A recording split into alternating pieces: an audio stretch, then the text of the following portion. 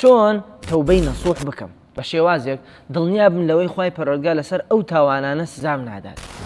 برا خوشکە بەڕێزەکانم، 5 خاڵەیە لە کاتی تەوبەکردنە هەر کەسێ بیگرێتە بەر و ڕەچاویان بکە دڵنیایە کەمە خوای پەروەردگار لێ خۆشەوێت، چەند تاوانەکەی گەورە بێ، چەندێک دووبارەی بکاتەوە وعدی داوە پێغەمبەر عەلەیهی سەڵات وسەلام ئیلا خوا لێی خۆش بێ. وەم خاڵانەش زۆر ئاسانە و بە هەمومان نەکرێ. خاڵی یەکەم ئەو تاوانی کە تۆ گەرێتە تەوبەی لێ بکەی جارە دەستی لێ هەڵبگرە و دوور کەرۆلی. یعنی بۆ نمونە تۆ ئەگەر عیلاقەیەکی ناشەرعی تەیە لەگەڵ ئافرەتێکە تەواو بچڕێنە کۆتایی پێ بێرە، یاوەکو لەناو مۆبایلەکە تا گوێ لە گۆرانیەگری تەماشای شتی خراپەکەی هەمویان بسڕۆ.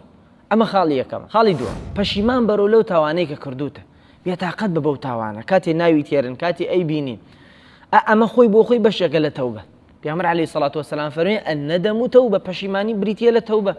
بە شێوازی ئەوەنە بێتاقەت بە بەو تاوانە حەز بکەی عەرز قوتتدا، حەز بکەی بە هیچ شێوازێ نەیبینی بۆی جارێکی تر حەز و خواست و بۆی نەڕوە. خاڵی سێ دوای وێ لە تاوانەکە دوور کەوتیتەوە و پەشیمان بوویتەوە لەی ئەمجا دەست و بەرز کەرەوە بەلای خوای پەروەردگار و بەڵێن بدە بە خوای پەروەردگار جارێکی تر نەگەڕێتەوە بەسەر ئەو تاوانە.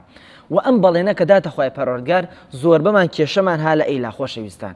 ئەم بەڵێنە ئەدەین دوای ئەوە شەیتان زاڵێەوە سەرمان و شەهوەت زاڵێەوە لە سەرمان دیسان ئەگەڕێنەوە بۆ سەر تاوانەکە کە ئەم بەڵێنە ئەشکێنین لەگەڵ خوای پەروەردگار شەیتان ئەو وەسوسەمان لەلا دروستەکە ئەژێ خوای گەورە ئیتر هەرگیز لێت خۆش ناوێ تۆ بۆ منافقی لەم لاوایشتە و لەولا ئەگەڕێتەوە بۆ سەر تاوانەکەت جا تۆ نەکەی هەرگیز بێ ئومێد بی هەرچەندێ بەڵێنت داوە خوای پەروەردگار و شکانت لە دوای ئەوە دووبارەی کەرەوە با لەسەر ئەو تەوبەیەت بمری. خاڵی چوارەم ئەگەر بەم شێوازە تەوبەکەت کرد ئەو سا شتێکمان هەیە بۆی تەوبەکەمان تەواو بکات.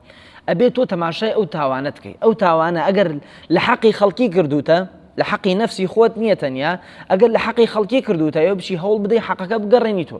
دڵی کەسێکت ئێشاندووە، ماڵی کەسێکت بردووە، زوڵمت لە کەسێک کردووە، جوێنت داوە بە خەڵکی، ئەوێ هەوڵ بدەی بڕێ ئەو کەسانە ڕازیکەی لە دنیات پێش قیامەتت. گەردن ئازاییان لێ بکەی، شتێکە بردوتە بۆیانی بگەڕێنی تۆ، ئەوسا تەوبەکەت تەواوە بێ. خۆشەویستانم، فەرمودەیەکی شیرینی پێغەمبەر هەیە عەلەیهی سەڵات وسەلام فەرمێت هەر کەسێک چوو مل هەر تاوانێ دوای ئەوە هات دەست نوێژێکی شۆرد و دوو ڕکعات نوێژی تەوبەی کرد، دوو ڕکعات نوێژی تەوبە، ئەفەرمێ خوای پەروەردگار ئیلا خوای پەروەردگار لێ خۆشەوێ. و مژدەیشتان پێدەم ئەگەر لە دوای ئەوەی ئەم دوو ڕکعاتەی تەوبەتان کرد گوێ لەم فەرمودەیەش بگرن، ئەفەرمێ التائب من الذنب كمن لا ذنب له. ئەو کەسەی بەم شێوازە ئاوا بەم شێوازە جوانە تەوبە ئەکات وەکو ئەو هیچ تاوانی نەکردوێ. دەی ڕەحمەتی خواتان لێوێ ئینشاءڵڵا، نای خوای لێ بێرن، دەست هەڵبگرن لە تاوانەکانتان پێشەوەی لەناو قەبر و قیامەت لەسەری محاسەبە بکرێن. وەسسەلام عەلەیکم.